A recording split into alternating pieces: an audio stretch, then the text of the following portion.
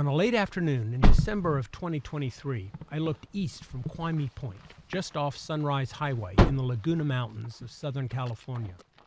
I saw an astonishing vista.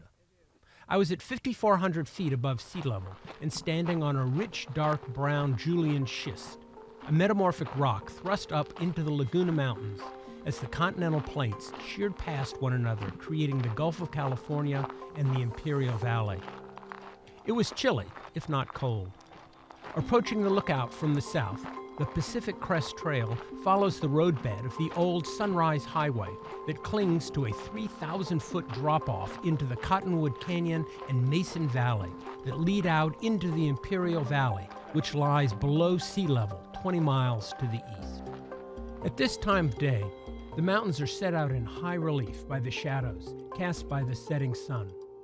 The valley in front of the lookout is deep, and I saw ridge after ridge of rugged, dry mountains.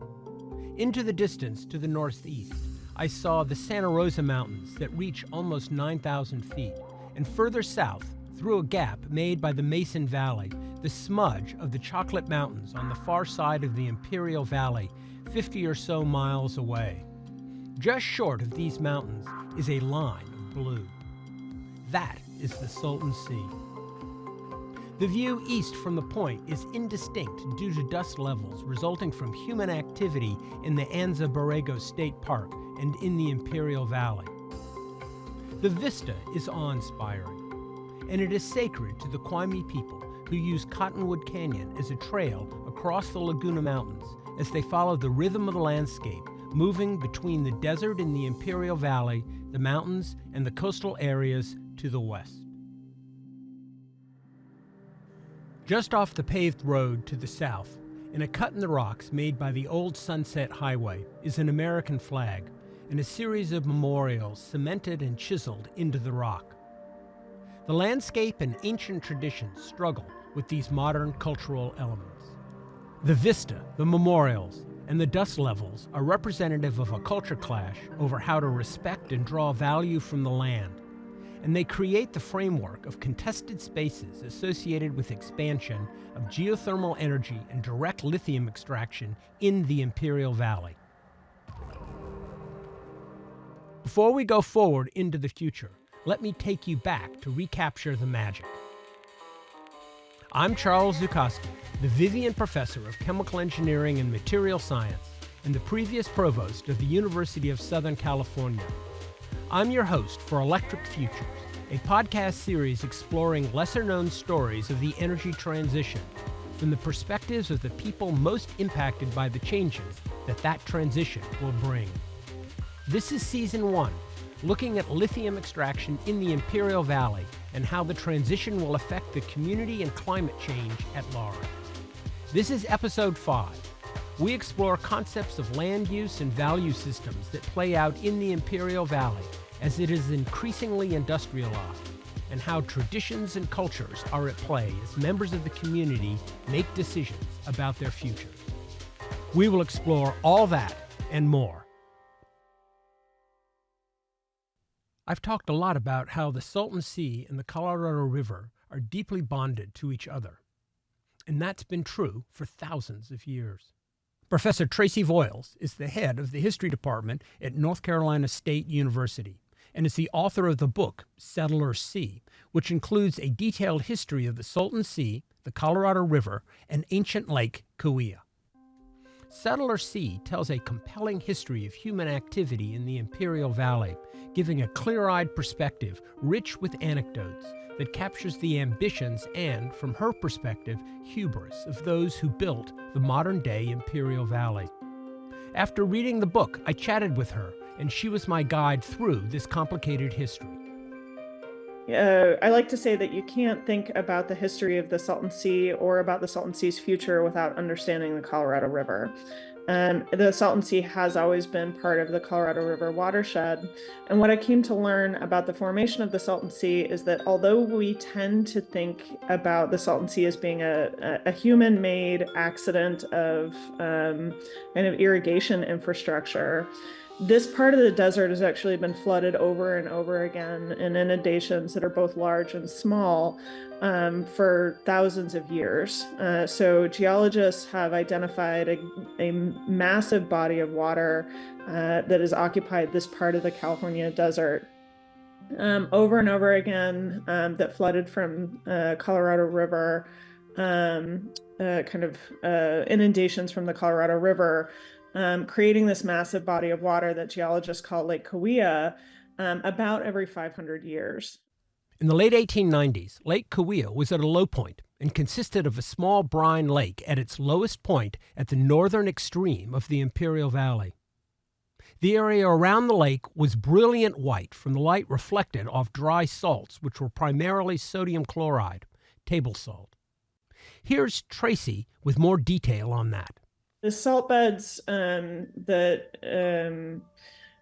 were produced by these regular inundations, but also the salinity of the Colorado River itself. So the Colorado River is, of course, over the course of its watershed is breaking down entire mountains and carving its way, carving its way into the desert floor. It's bringing a lot of sediment and it's bringing a lot of salt throughout that big riverbed and depositing it into the place where the Salton Sea now sits. So the floor, the lake bed that's there, which is 300 feet below sea level, would create these kinds of thick, briny salt marshes. So when it dried up, you would see these massive salt plains. And of course, one of the earliest, money-making schemes when non-native settlers started to arrive in this part of the desert was to mine that salt. But before they arrived there, the salt that was mined by Desert Kwaaymii and Desert Kwaaymii folks from the bottom of the Salton Sink was used as a commodity. It was used for the same kinds of things that we would use salt for now, for seasoning and for preservation and those kinds of things. Before 1900, refrigeration had not been deployed widely, and there was a need for salt to preserve food. Salt from the dried Lake Kwaaymii had long been gathered and traded by the local Kwaaymii people. In the early 1890s, George Dubrow saw an economic opportunity and claimed rights over these salt flats. He started the new Liverpool Salt Company to mine this salt at scale.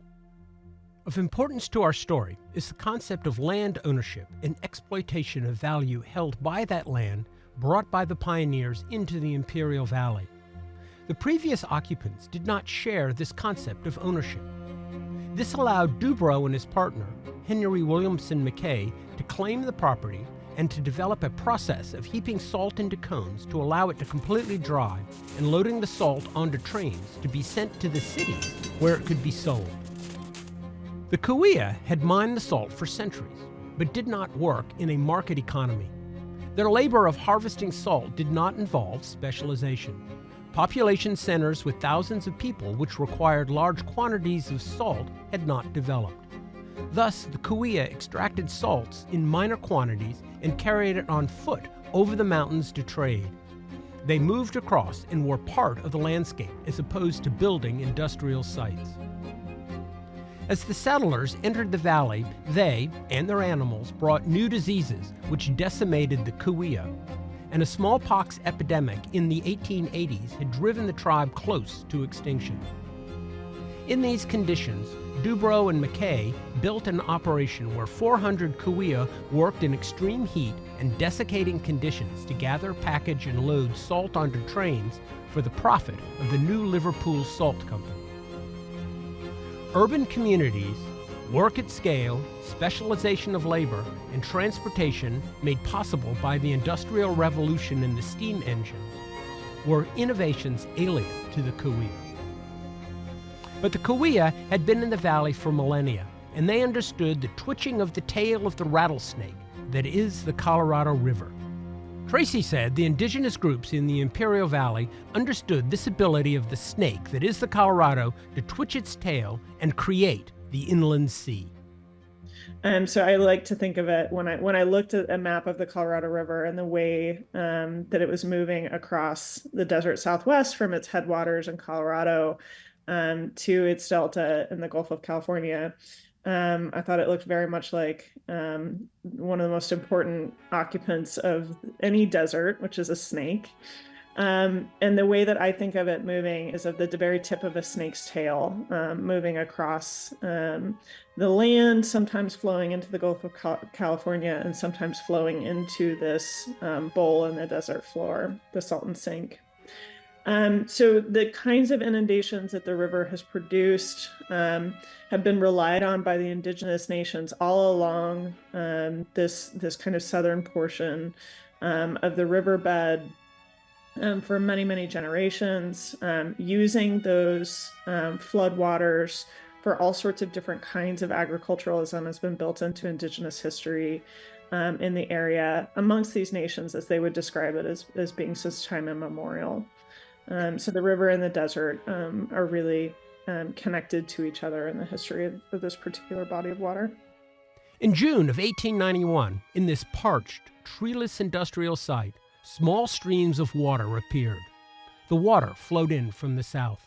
Over the next day, the rate of water flow increased, and standing water was found at the lowest points in the salt works. The Kwaaymii packed up their families and moved to the mountains, refusing to continue to work. Over the next month, the standing water grew to a lake 5 miles wide and 30 miles long. Tracy said the Kwaaymii people understood that the presence of water in this harsh desert was evidence of inundations, and they were not going to be caught as Lake Kwaaymii reformed.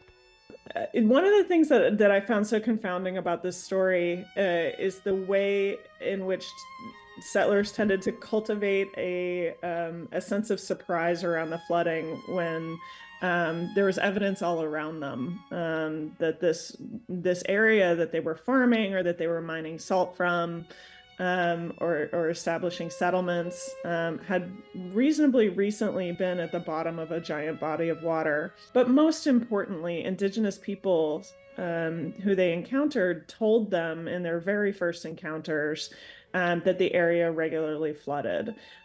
These floods were an incredibly important part of Kwaaymii stories about the landscape and about their relationships to the land. And they weren't shy about sharing those threats of flooding with settlers and stories about it. As Tracy said, the settlers did not understand this process, were confused, and spent several months to understand that the Colorado River had developed a natural dam with its sediment, and in a flood, rather than move over this dam, had jumped its banks and moved into the Salton Trough. In this inundation, the salt mine and surrounding structures were destroyed.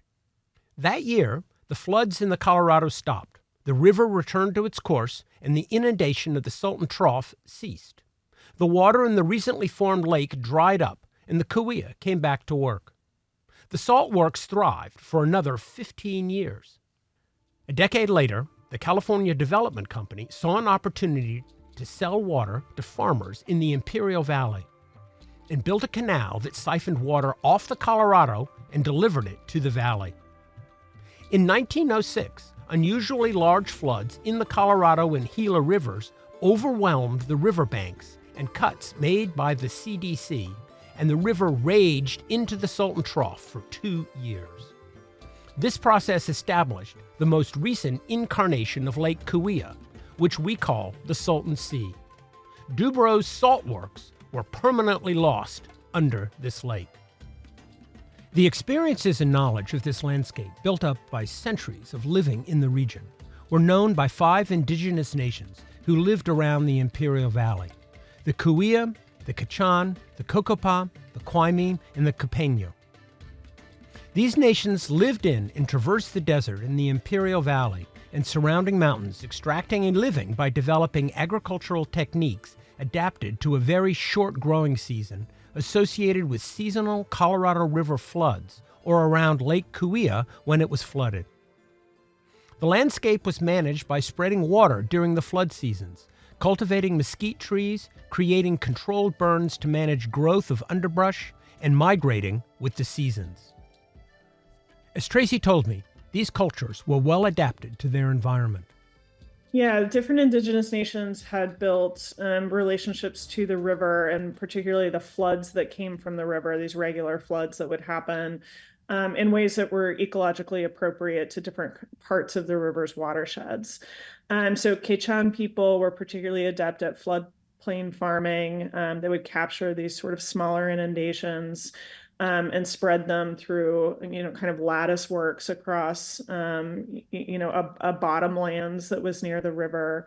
It was built into their oral traditions, or is built into their oral traditions, as well as their stories about how to maintain relations with the local environment. Floodplain farming has also been part of Desert Kwaaymie's stories about their relationships with the landscape, and ways that agriculturalism is sort of facilitated by these smaller inundations from the water that occurred, at times annually, at times seasonally. But all of these indigenous nations were really adept at watching the water and understanding what kind of indications there were for different sorts of floods that would happen and what kind of water would become part of their worlds.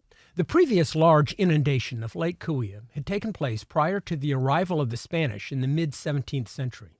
But clear evidence of a large freshwater lake was on the hillsides around the desert floor. Shells of freshwater bivalves and fish traps can be found at the valley's margins. When the lake was dry, in the north, the Kwaaymii dug deep walk-in wells to access fresh water, while in the south, the Kokopah and Kwaaymii could access fresh water with shallow wells. Trails crossed the desert and mountains, speaking to the seasonal migration of these people and the trade routes that brought salt and obsidian from the Imperial Valley to coastal regions. These nations have origin stories that involve the landscape and the animals of the desert. Their culture is based on a deep tie to the land, its forms, and the animals that live on that land. And I was fortunate to speak to one American Indian leader about this. In August of 2023, Kwaaymii Laguna Indian Carmen Lucas spoke at a public hearing of the California Energy Commission about the significance of landforms in the Imperial Valley. She described the role of the black snake in creating Obsidian Butte, which is a source of black volcanic glass flecked with white inclusions. Here's that audio. Well, that's what makes it beautiful and unique for us Indians here in Southern California, because we understand the legend of the black and white serpent who blew itself up in Southern California and spread its knowledge across the landscape. So when I see this black and white flakes of black and white obsidian from Obsidian Butte, I make the connection that yes, this is part of our legends, part of our history. And yes, indeed, it belongs to all of us and it's our history. It should not be erased and taken away. I am so tired of the process for the last 300 years of the genocide for California Indians. And I'm asking you, please, we're asking that we be able to put the Obsidian Butte, or the fire within, if you will, on the National Register. After I heard her speak, I asked my team to see if I could talk with Carmen for this podcast. Eventually, we found her through her personal attorney, Courtney Ann Coyle, and she agreed to meet with us. Carmen Lucas is a formidable woman in her late 80s who spent a career in the Marines, was a drill sergeant on Parris Island with new recruits, and retired as a chief warrant officer in charge of procurement of all perishables, like munitions, vehicles, clothing, and food, at the 29 Palms military base north of Joshua Tree National Monument. She speaks with passion of the understanding and knowledge that the Kwaaymii bring to discussion of land use in the Imperial Valley. In December 2023, lead producer Mallory Carra, associate producer Natalie Lopez, and I took a drive down to the Kwaaymii homeland to meet Carmen. It's located east of San Diego in the mountains. I want to note that Carmen is very private, and out of respect for her privacy, I won't go into further detail about where we met. In the following, you may also hear some people call me Chip. That is my nickname. But I will note that the location had 2 dogs, who you may hear throughout the interview. Well, I create everybody down Money Quad. This is Carmen. I don't know the order. Natalie? Hi, nice to meet you. I'm Natalie. Carmen Lucas? Your right name again? Natalie? Natalie? Okay. Hello, Carmen. I'm Chip Zukoski. Nice to meet you. We spent an afternoon with Carmen and Courtney in the Kwaaymii homeland. We discussed the significance of the landscape in areas around and in the Imperial Valley that are threatened by expansion of industrial activity.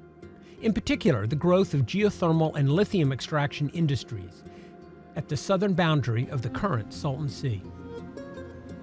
And I would like to put to record on your tape here that it's important you understand I don't speak for the Kwaaymii people or anybody else other than just myself. I can only express what I know as my own little Indian here, so to speak.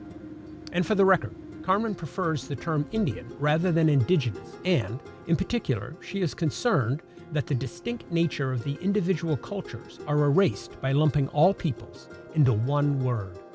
In our conversation, Carmen returned the black and white snake and the knowledge it gave to Southern California. Being in the teaching business, an origin story for knowledge catches my attention. You begin to see the view shed, and you begin to know that mountain is sacred, and it's sacred because. So you're teaching the young people how to look at the landscape and understand it. And then as I was working with the archaeologists, I began to see Obsidian Butte. Obsidian, all the way from Obsidian Butte all the way to the Chancellor's House in La Jolla. You know, we're talking well over 70 miles, perhaps 100 miles. But for me, that's testimony, and it brings up the memory of the black and white snake that blew itself up in Southern California to share its knowledge with all the people in Southern California. So again, you know, when you go down there and then you know Elvino Seva from the Los Coyotes Reservation, before he passed away, he allowed somebody to record part of his story, and he said, our medicine people told us the earth is alive. And so when I see this first mud pot, and I listen to it, it's blurp, blurp, and I'm watching that bubble, blurp, blurp. Then I go to my own doctor and have an echogram of my own heart, and you tell me that's not the same. With her view that the earth is alive, she is concerned that pulling out brine, the lifeblood of the earth, to extract lithium will create an irreversible change to the planet. This feels like mysticism to a chemical engineering professor like me. However, the wisdom of the discussion is confirmed in the earthquake swarms that occurred with the rapid increase of reinjection of brines from geothermal power plants in the 1980s. In these events, the chemical engineer sees a cautionary tale linked to Coulomb friction and lubrication of faults, while Carmen sees the events in terms of altering the life that is the earth. Two sides of the same coin. Mother Nature. And I think Imperial Valley needs to understand you're sitting right on the San Andreas Fault. Every year you're getting rumbles out there, every year. So one of the things I've read recently is they're saying, well, that big earthquake we've been calling for in Southern California hasn't happened because the water is decreasing from the Salton Sea. So there isn't that pressure of the weight of the water in the earth by the fault line. So what does that tell you?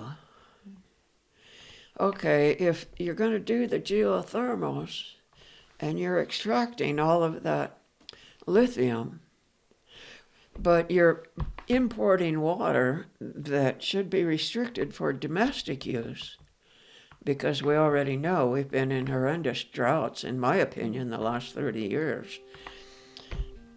But we've got everybody hoodwinked.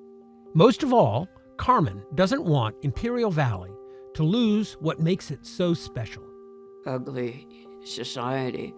And in Imperial Valley, they looked at that and said, oh, that's economically depressed. We're going to help those poor devils down there. Well, they're not. Somebody's getting very, very rich off of that. You go down there and look at the acres and acres and acres where they've put in solar panels. There's not one blade of grass that grows underneath those solar panels. They put in a lot of new houses up there by the Salton City for low-cost income laborers. Every house has a telephone pole. Why didn't they put solar panels on the rooftops of each one of those houses? There's ways of doing that that can satisfy the needs of modern society without destroying the environment and the view shed. Everybody needs a sanctuary, a place where they can go meet their maker and clear out their thoughts and think of for themselves. And if we're not providing that, but instead providing an ugly view shed, there's no hope for anybody to really be creative, write things new as far as symphonies and orchestras, novels, beautiful, beautiful artworks come out of places that we've been impacting with the green energy stuff there at Imperial Valley.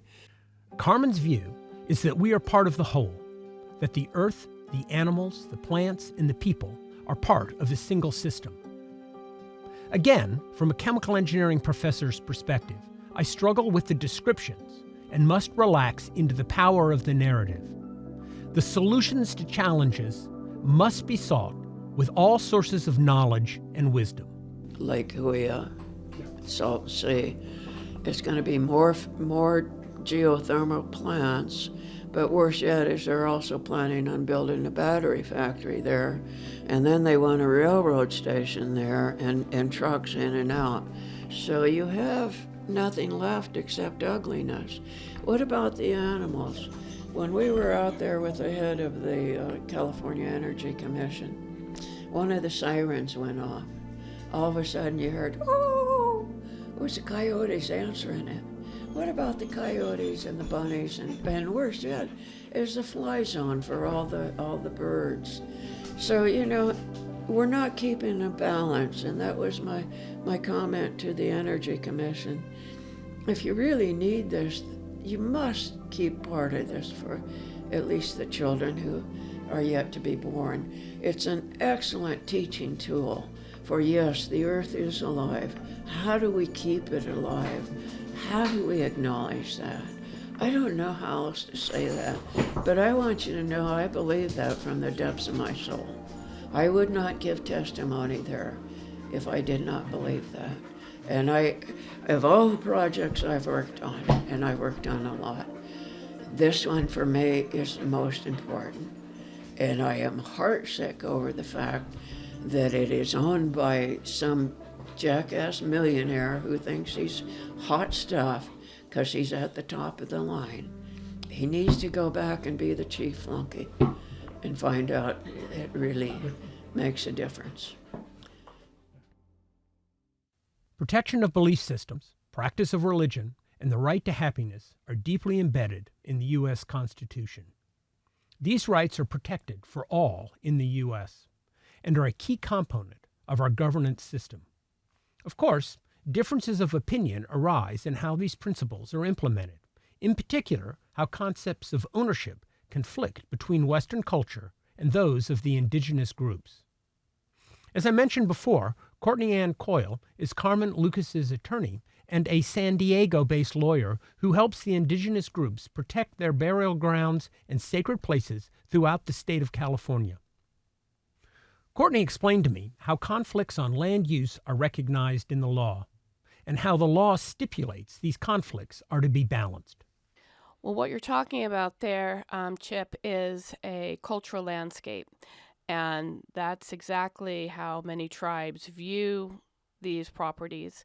They're important for their cultural values, the cultural features that are there, but also the animal life, the plant life, the springs, the water life, the geological resources. It all comes together. And the federal government recognizes traditional cultural landscapes, traditional cultural properties.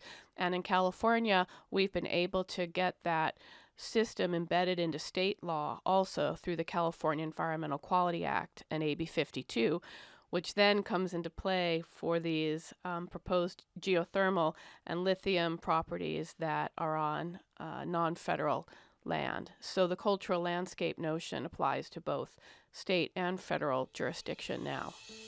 We are constrained by our laws and governance structures. These are designed within a system where there is private property, land and material goods. This private property can be exploited within the law to the benefit of the owner. In the worldview of the Native Americans, the land is not owned, no more than a deer or another person can be owned. People reside on the land but do not own it. The result are conflicts between those displaced from lands they are used to moving across and the modern view of land ownership.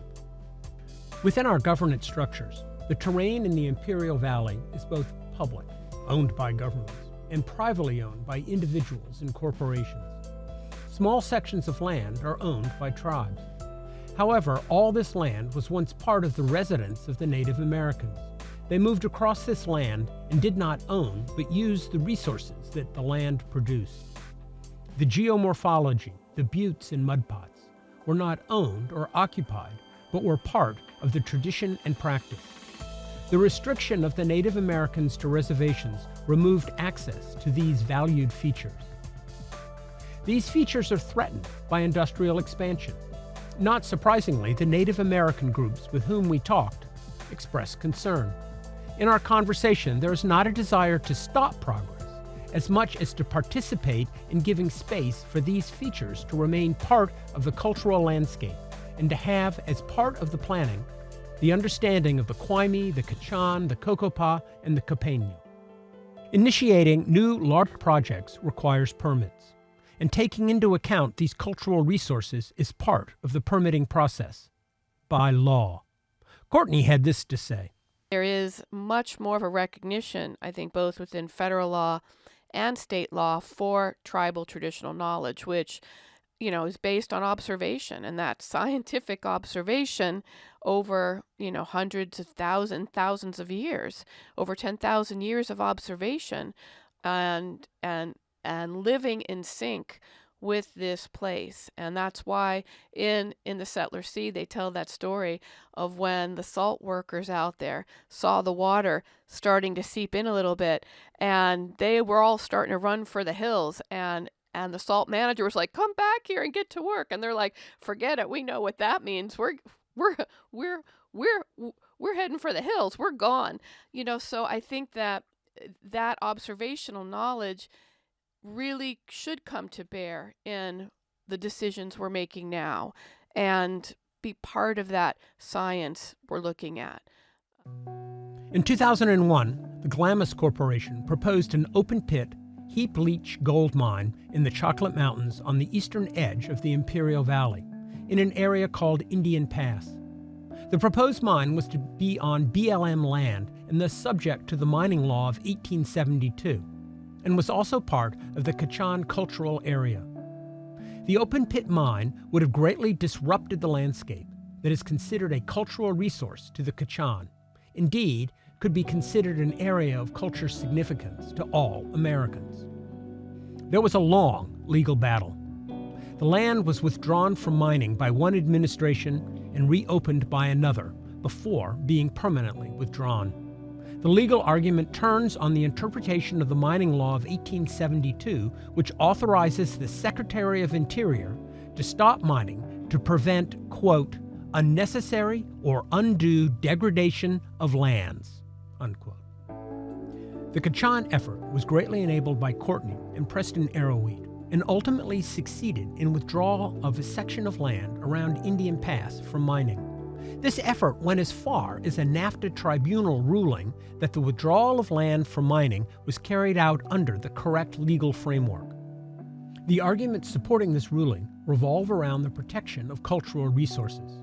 These resources are not simply of historical or archaeological importance, but include current practices, such as the relationship of the landscape and animals and plants to belief systems. In efforts to protect cultural resources, federal and state law requires archaeological surveys to be undertaken each time a construction project using federal funds is initiated. In addition, these laws require environmental impact statements to explore and comment on cultural resources damaged by a proposed project. A California Environmental Quality Act review process must be done for every project, including lithium extraction. The impact statements must address how damage will be minimized, mitigated, or eliminated. This requires consultation with those who have cultural connections to the land to be disturbed by a project. Our conversation with Carmen Lucas ended with Courtney bringing up a recent environmental impact report filed by Controlled Thermal Resources in December of 2023. So Controlled Thermal Resources just came out with their final environmental impact report last night. We got notice of it, and they are essentially ignoring the evidence that you provided to them starting in 2017. They're essentially ignoring it and instead doing archaeology and not seeing the tribal cultural resources, not seeing the tribal cultural landscape. Why do you think that the evidence is being ignored? Oh, well, it goes back to, from my point of view, it has to be greed. Pure and simple. Somebody's sitting here making a ton of money off of these decisions. They've decided that they're arrogant, they deserve whatever they want, and they're going to ignore what we have to offer. It's the same story that's been going on since the beginning of this country. Is forget what the Native American wants, just get rid of them, cut their heads off, skin them, boil them, send them someplace else, and then don't let anybody know that we found out they're more intelligent than we are. Resolving profound differences of opinion takes time. The interest of each group must be explored and conversations held to reach a mutual agreement. In the case of the Indian Pass gold mine, no compromise was possible, and the mine did not go forward. Was this necessary? Perhaps. On the other hand, including stakeholders in the early stages of project development is of growing importance.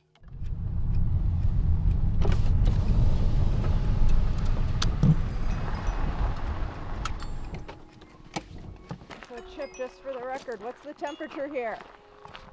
It's cooling off. There'll be a hard freeze tonight. Ooh, this is... When I looked out from Kwaaymii Overlook on Sunrise Highway, the landscape was simply vast. Thousands and thousands of square miles were laid out below me. That grand landscape contains focal points, patches of land that are valued differently by different groups. Given our system of governance, the interests of the minority are legally protected against the demands of the majority and the powerful. In an energy transition, where a culture that thrives on consumption of energy rapidly shifts from fossil fuels to solar, wind, hydroelectric, geothermal, and nuclear sources, what is done on, under, and over the land will necessarily change. Rights will be contested. Urban groups seeking clean energy, indigenous groups seeking to preserve heritage, environmentalists seeking to protect wild spaces, and those who seek to produce energy from non-fossil fuel means and extract materials from the land that make this possible must come together to decide how we will value land and our environmental resources. Echoing oceanographer Sylvia Earle, Carmen Lucas encourages caution. When you understand that Native Americans understood what physics and chemistry were, long before those were words in this country, just look at a stone tool.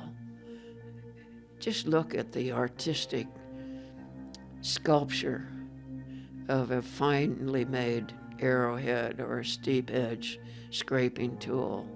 Or look at the beautiful pot that was made from the earth. That woman or that man had the knowledge of the earth to know what part was clay and what part was not. They knew what water was and how it could convey a difference in the environment. How just a drop, one after another, with that rhythm, can change to a river, to a stream, and go out into the ocean. That's history and knowledge that should not be allowed to continue to be erased. You'll remember, we spoke with Frank Salazar in previous episodes. He's the former Indigenous Kwaaymii Collections Manager at the Imperial Valley Desert Museum and an Indigenous tribal monitor for land projects. He talked about sharing his culture with his wife. It's just as the patron, but also I'll go out in the desert still and I'll walk and I'll teach my wife about the artifacts and the things and how you find them and the cobblestone terrace. So I still go out there, it's just a project and I'm there as a tribal monitor, but I stay at the museum and I'm always back in the desert. And I teach my wife some of the words and the way we think with the air, the sky, the land, certain things and what they mean and why they were important. And I said, you have to understand a different life. We didn't depend on phones and computers and cars. And it was like your mind was different, There is magic in the valley. We hear it in all those we spoke to. I think of that magic as threads of different colors. Each voice speaks from distinct backgrounds and cultures. But when one stands back, one sees a marvelous tapestry of a community at the front line of the energy transition. In episode 6, our finale, we will discuss that tapestry and how lithium extraction in the valley tells a story of importance for all communities as they undertake the energy transition. I'll see you next time.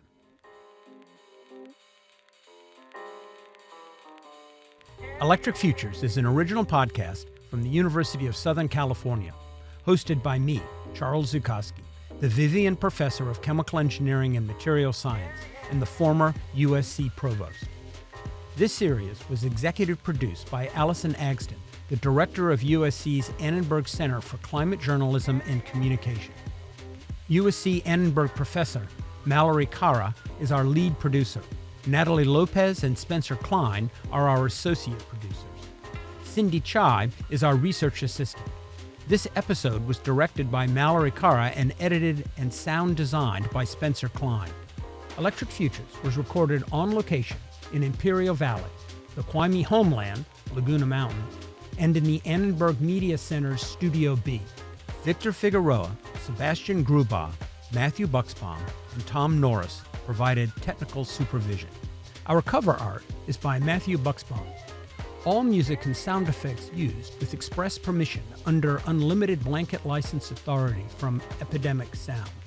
We used audio from the August 2023 California Energy Commission informal hearing, which is public record. If you'd like to read more about the topics covered in this podcast, please check out our additional resources document linked in the episode description. You'll also find that we have links to the transcripts for this episode available in English and Spanish. You can follow us on Instagram at USC_Electric Futures.